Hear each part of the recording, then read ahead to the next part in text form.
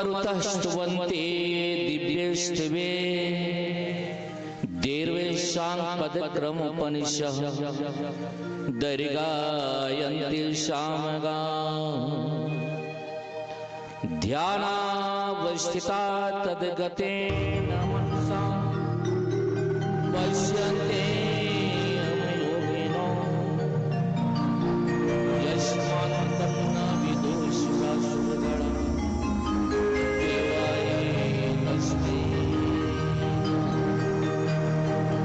सुंदर गोपालम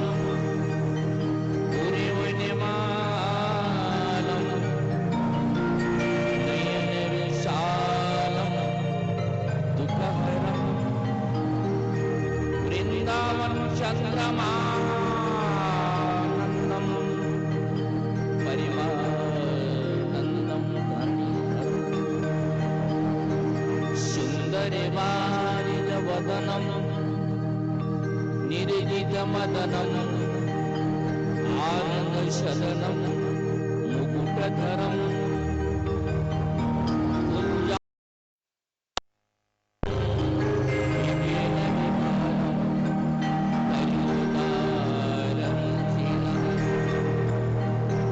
वल्लभमति विमलम सुरपद कमलम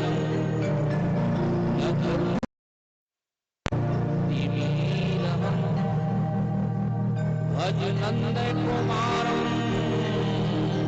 सर्व सुखसारम तद्विचारम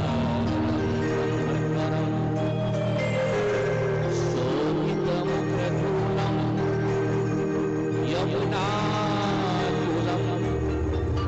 निकटयतु सुखदतरम मुखमन्वितरेणो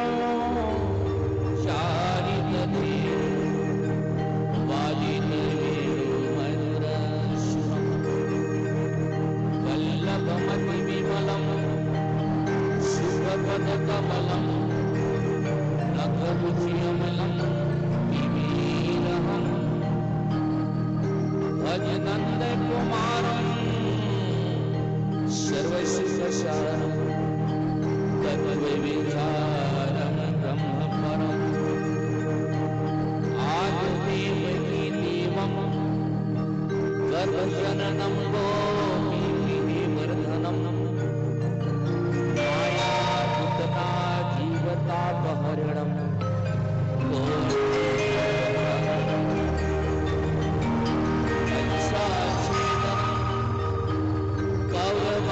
कौरवादिहरणम कुन्देशुता पालनम एतद् श्रीमद् भागवत पुराण कथितम श्री कृष्ण लीलामृतम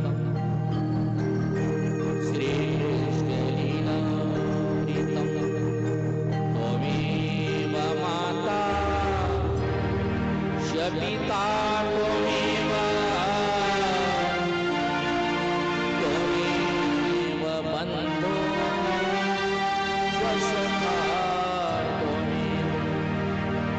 त्वमेव विद्या द्रविणं त्वमेव सर्वं मम देव त्वमेव सर्वं मम देव बोलिए श्रीमद्भागवत महापुराण श्री रामचरितमानस गंगा के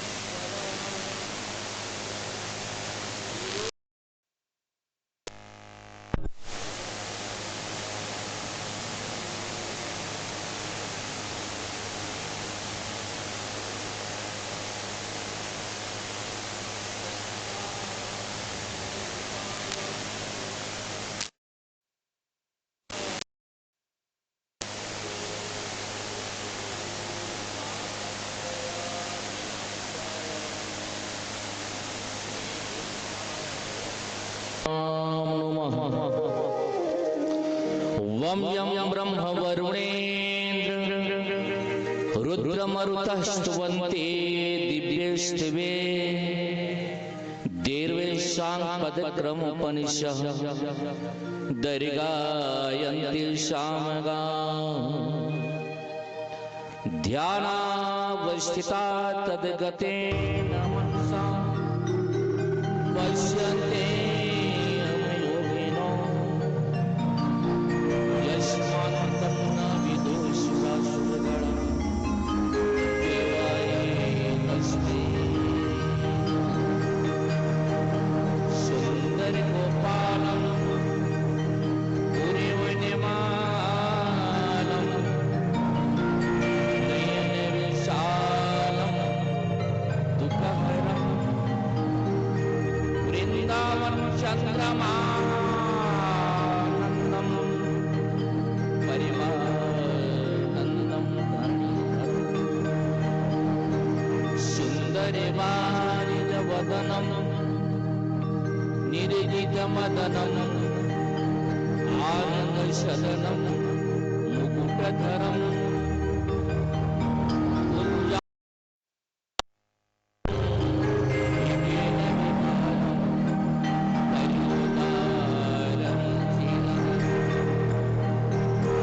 वल्लभमतिविमलं सुरपदकमलं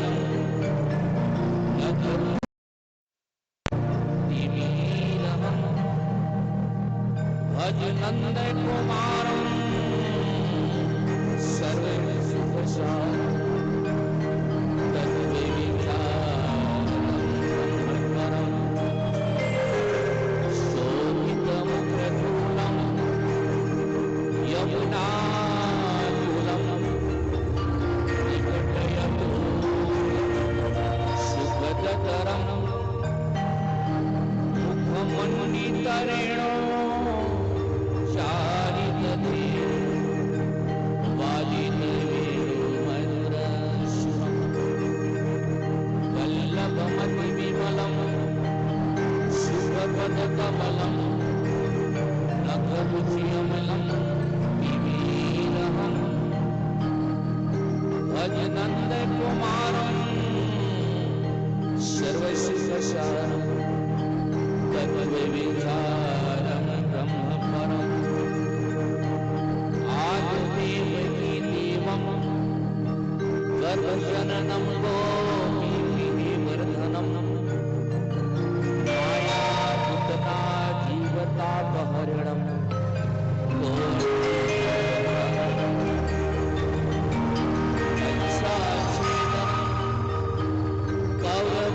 कौरवादिहननं कुन्देषुता पालनम् एतत् श्रीमद्भागवत पुराण कथितं श्रीकृष्णलीलामृतं श्रीकृष्णलीलामृतं त्वमेव माता च पिता त्वमेव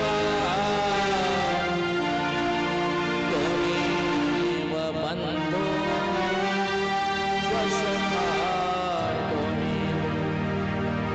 त्वमेव विद्या द्रविडं त्वमेव सर्वं मम देव त्वमेव सर्वं मम देव बोलिए श्रीमद्भागवत महापुराण श्री रामचरित मानस गंगा की विष्णु भगवान की शंकर भगवान की हनुमान जी महाराज की सनातन धर्म की श्री सुखदेव महाराज राधे राधे।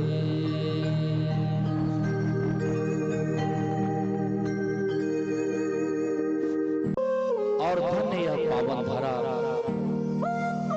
धन्य यहाँ के वेद पाठी ब्राह्मणगण, धन्य माताएं एवं बहनों, भैया भरत के चरित्र को चरितार्थ करने वाले मेरे ईश्वर पिता तुल्य बुजुर्गण एवं युवा शक्ति, सती सावित्री के चरित्र को चरितार्थ करने वाली मेरे माताएं एवं बहनें, नन्हे मुन्ने बालक बालिकाएं, सर्वप्रथम इस नावापारा ग्राम के चारों दिशाओं के देवी देवताओं को प्रणाम करते हुए इस स्थान, जिस स्थान पर भगवान भोलेनाथ जी का जो मंदिर है, माता पार्वती भगवान भोलेनाथ जी को आज बड़ा ही सुंदर शुभ अवसर, जिस अवसर पर सभी आकर इस ज्ञान गंगा में सभी इस बहती प्रवाहित में सभी गोता बंधु, आज मंदिरों में तो जाकर सभी कहते हैं कि तन मन धन सब है तेरा, स्वामी सब कुछ है तेरा, तेरा तुझे कोई तेरा तुझे कोई क्या लागे मेरा। सभी भक्त इस प्रसंग को गायन करते हैं, सुंदर आरती थाल सजाकर मंदिरों पे जाकर यह वचन देते हैं कि प्रभु तन भी आपका है और मन भी आपका है और धन भी आपका है। इस प्रसंग को मंदिरों में जाकर सभी भक्त बंधु माताएं बहन सभी कहती हैं, और जब मंदिर का फाटक बंद करके, मंदिर का दरवाजा जब बंद करके जब घर वापस आते हैं तो घर का अलग मंत्र है, ये मेरी घर है, ये मेरी प्रॉपर्टी है, ये मेरा संपत्ति है, ये मेरे लाभ रोजगार है, ये मेरा है, ये मेरा है, ये मेरा है, क्योंकि घर का अलग मंत्र है। अब मंदिर का मंदिरों में सुंदर भगवान से निवेदन करें कि प्रभु तन भी आपका और मन भी आपका और धन भी आपका, ये तीनों आपका।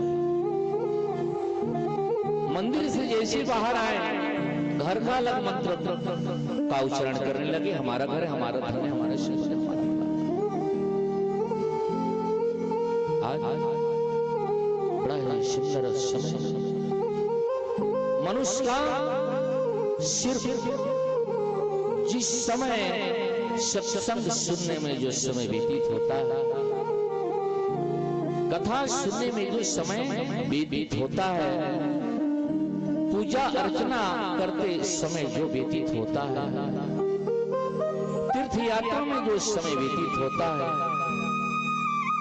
जो कि जटिल साधु सन्यासी भिखा भिखारियों को दान देने में जो समय व्यतीत होता है, वही समय हमारा, वही समय हमारा है। और रही सवाल सत्संग की, तो सत्संग का जो महत्व है, जब तक हमारे जीवन में सत्संग नहीं आएगी तब तक हमारा जीवन में परिवर्तन या बदलाव नहीं हो सकता। कभी कभी गायन किए हैं, क्योंकि सत्संग भी उन्हीं को मिलेगा जिनके जीवन में माता और पिता का आशीर्वाद है, जिसके जिंदगी में माता और पिता का आशीर्वाद है, जिनके जीवन में पुरखा पंडितों का आशीर्वाद है, जिनकी जिंदगी में गुरुओं की कृपा है, जिनके जीवन में गुरु के समान मित्र जो किया उसका प्रभाव इस चार बिंदु सटा हुआ है। पहला माता और पिता का आशीर्वाद, दूसरा गुरु की कृपा और तीसरा बीता हुआ पुरखा पंगतों का स्नेह और चतुर्थ गुरु के समान हम अपने जीवन में जो मित्रता की उसका फल है। ये चार बिंदु जब एक होते हैं तब कहीं जाकर सत्संग सुनने समझने का शुभ अवसर प्राप्त होता है। आज बड़ा ही सुंदर अवसर हमने तो विचार भी नहीं किए थे कि आज इस गांव में आप लोगों की आशीर्वादों से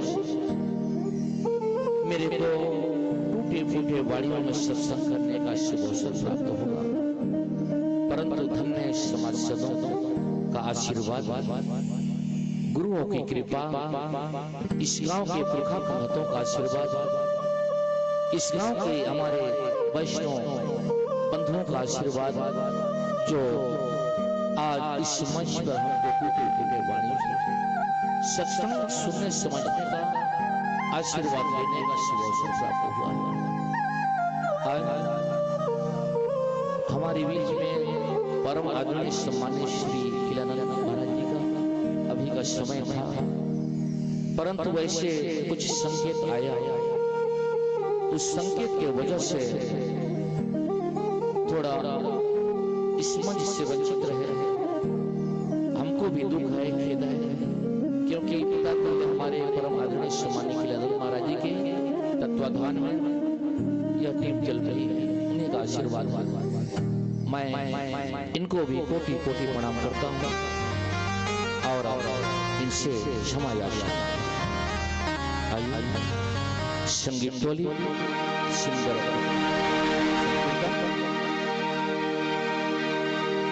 श्री कृष्ण गोविंद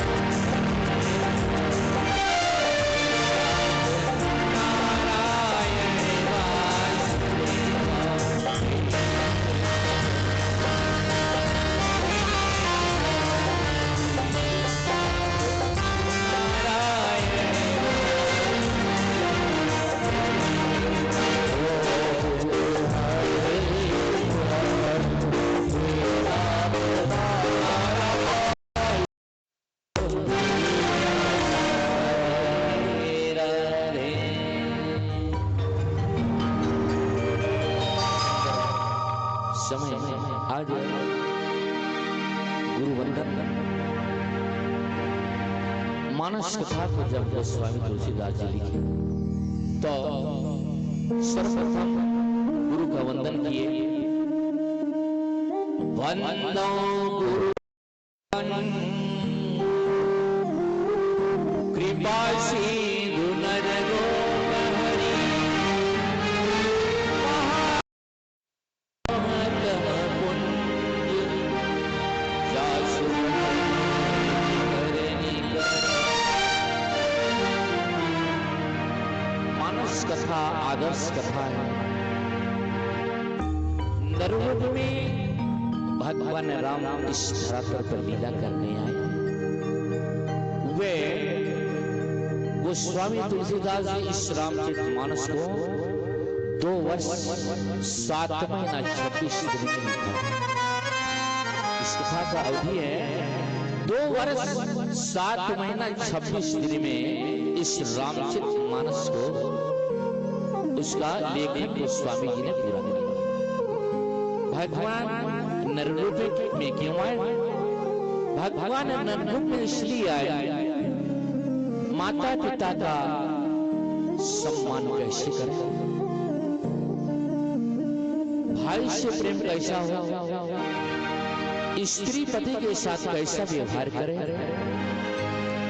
हमारे गृहस्थ आश्रम में हम कैसे जीवन व्यतीत करना है, वाणियों का घर के अंदर कैसे प्रयोग करें, हमारा खान पान किस प्रकार से हो, हमारा दिनचर्या कैसा हो। ये जीवन मनुष्य जीवन मिला क्यों मिला? 84 लाख जो योनि है, 84 लाख जो योनि में कीड़े मकोड़े फतिंगे जितने भी जीवधारी प्राणी हैं, चाहे वो पिंड स्थावर कोई भी प्राणी हो, जल में रहने वाला, थल में रहने वाला, पहाड़ की गुफाओं में रहने वाला, गोबर के नीचे रहने वाला कोई भी प्राणी हो, उसे सर्वश्रेष्ठ मानव जीवन को। तो भगवान राम क्यों आए? भगवान राम ने 4 फल को कामोक्ष को यहाँ उसको ज्ञान कराने के लिए आए। और ये 4 फल है कहाँ? 4 फल है कहाँ? किसी मिलेगा 4 फल? सुनिए, श्री गुरु चरणों निज मन मधुर सुधार, वर्णौ रघुवर विमल जसु,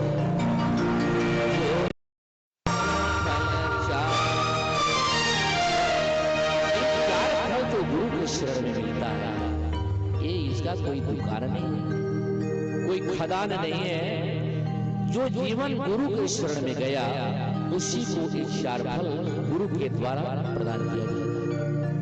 इसलिए आज राम इस नर रूप में आए और नर रूप में आने के बाद व्यवहारिक कथा को बताया। 4 आश्रम होता है, वानप्रस्थ, सन्यास, ब्रह्मचर्य और गृहस्थ। ये 4 आश्रम है। 4 आश्रमों में सर्वश्रेष्ठ आश्रम है गृहस्थ आश्रम।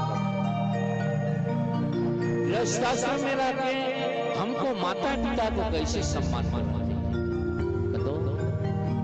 पुत्र और पुत्रियां के लिए उसके लिए कोई मंदिर नहीं, कोई धाम नहीं, उनके लिए कोई तीर्थ नहीं, उनके लिए कोई यज्ञ नहीं, उनके लिए कोई सुंदर मार्ग नहीं। पुत्र पुत्रियां का चारों धाम को माता और पिता के चरण। पुत्र पुत्रियां का चारों धाम माँ और पिता के चरण में है। इसलिए राम कहे इस शिक्षा को तुम प्राप्त करो। माँ और पिता क्या होती है? क्योंकि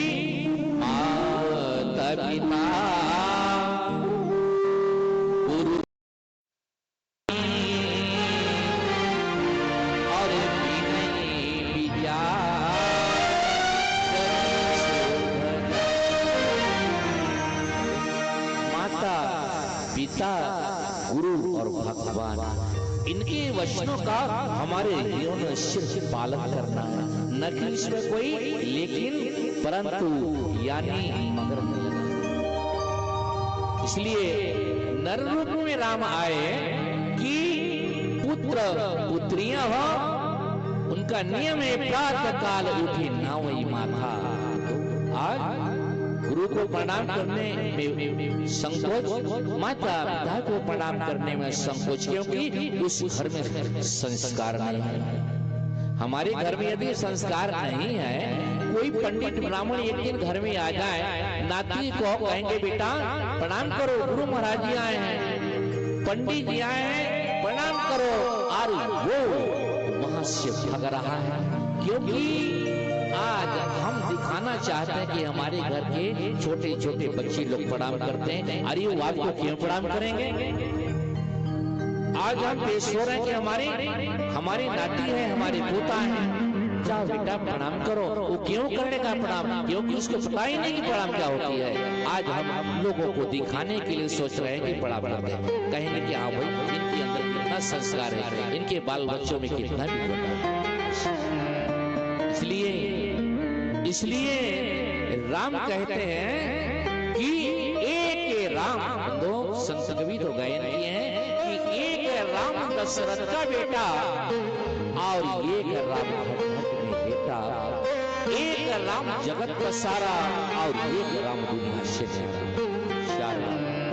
और मुख्यतः ग्रंथों के अनुसार तीन राम का उपमा दिया गया है। पहला श्री राम, दूसरा बलराम और तीसरा परशुराम। बोलिए जय श्री राम, बोलिए सभी लोग जय जय श्री राम। आज इसी प्रसंग को राम जी बतलाते हैं कि पुत्र पुत्रियां के लिए चारों धाम माँ और पिता के शरण। प्रातः काल उठी ना वही माता, प्रातः काल पुत्रों को चाहिए कि उठकर माता और पिता का चरण को स्पर्श करके प्रणाम उनसे आशीर्वाद करें। प्रणाम भी 5 प्रकार की होती है। तो प्रणाम, पहला प्रणाम सुनिए। पहला, माँ और पिता को जब हम प्रणाम करें तो ये दोनों हाथ उनके चरणों को स्पर्श करें, तब वो प्रणाम पूरा होगा। ये हमारा दोनों हाथ माँ और पिता के चरणों को स्पर्श करें, ये पहला प्रणाम। और दूसरा प्रणाम है जब हम अपने गुरु को प्रणाम करें। आप अपने गुरु महाराज जी को जब प्रणाम कीजिए तो ये हमारा मस्तक गुरु के चरण को स्पर्श करें। ऐसा नहीं, आज तो लोग एक हाथ में प्रणाम करते हैं और पीछे वाला ये हाथ पैकेट के अंदर पीछे। प्रणाम 5 प्रकार की होती। पहला, माँ पिता को प्रणाम, दोनों चरण से प्रणाम, दोनों हाथों से उनके चरणों को स्पर्श करके उनसे आशीर्वाद। आज कोई भी बालक, कोई भी बालिका नहीं, वो माता पिता नहीं कहते कि बेटा तुम आओ मुझे प्रणाम करो, मैं तुमको आशीर्वाद दूंगा। कोई है ऐसा? कोई माँ और पिता ऐसा है जो अपने पुत्र को कहे कि बेटा मेरे को तुम प्रणाम करो और मैं आशीर्वाद दूंगा? एक संस्कार की बात है। उनको स्वतः ज्ञान हो रहा है क्योंकि वो हमारा पुत्र विद्या ज्ञान कर रहा है, इसलिए वो बड़े चालाकी से इस यज्ञ को करता है और ये आशीर्वाद देता है। दूसरी प्रसंग को गोस्वामी जी लिखे कि यदि घर के अंदर भाई है, हमारा यदि घर में भाई है तो भाई भरत के समान है। जब राम को तपस्वी वेश में जब उनको 14 वर्ष वनवास दिया गया तो भरत ने अपने भाई के वियोग में,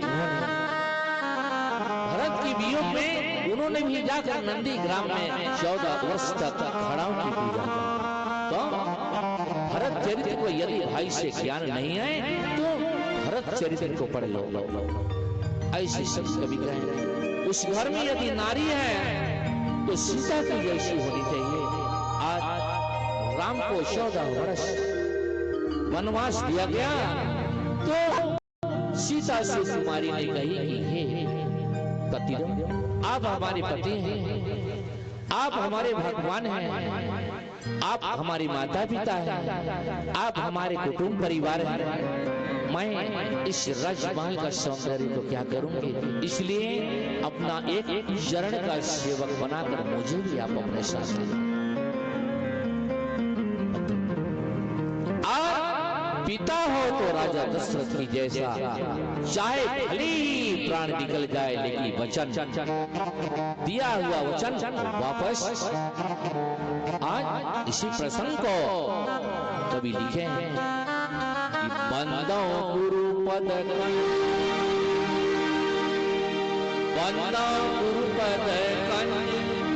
कृपा सिंधु नर रूप हरि,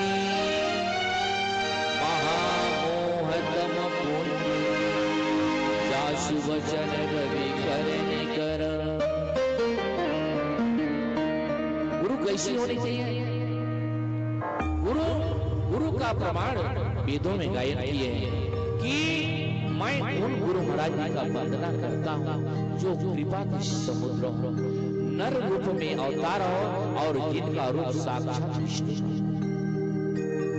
महामोह रूपी हमारे हृदय के अंदर जो वृक्ष लगा है उसको जड़ से उखाड़ कर फेंके, और जिनका वचन सूर्य के समान हमारे हृदय को जो दीपक जो जल रहा है, सूर्य के किरण के समान हमारे हृदय में जो दीपक जल रहा है, उसका अनुभव कराने वाला गुरु का वंदन बड़ा ही सुंदर है। आइए एक संकीर्तन गाना है, सभी टोली साथ जाएंगे। जो सूर्य डोली वृंदावन बिहारी लाली की। आइए सभी लोग गाएंगे, आप भी सभी लोग गाएंगे, ताली बजाएंगे, हमारे माताएं बहन सभी गाएंगे। थोड़ा सा भजन के बाद आरती के बाद भजन। आइए कमल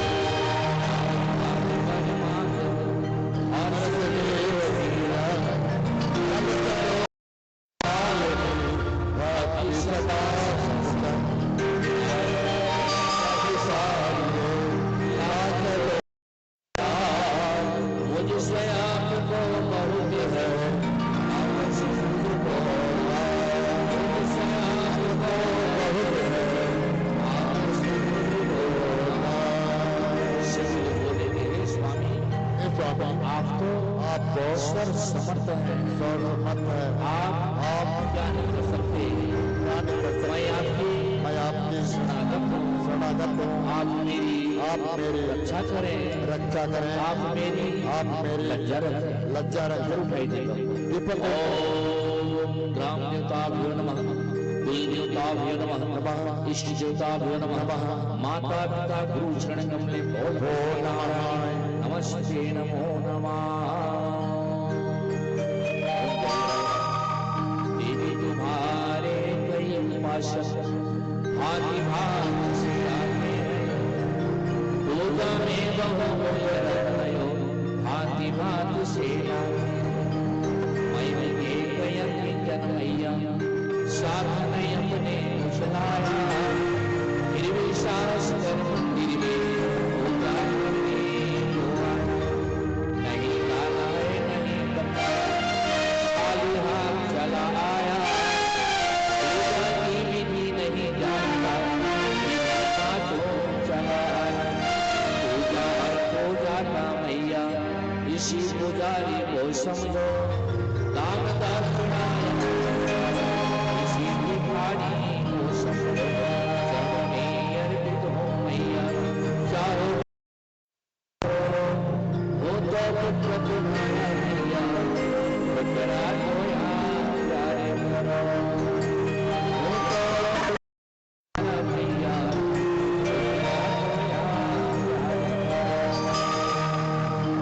बोलो विष्णु भगवान की जय, शंकर भगवान की जय, माता पार्वती की जय,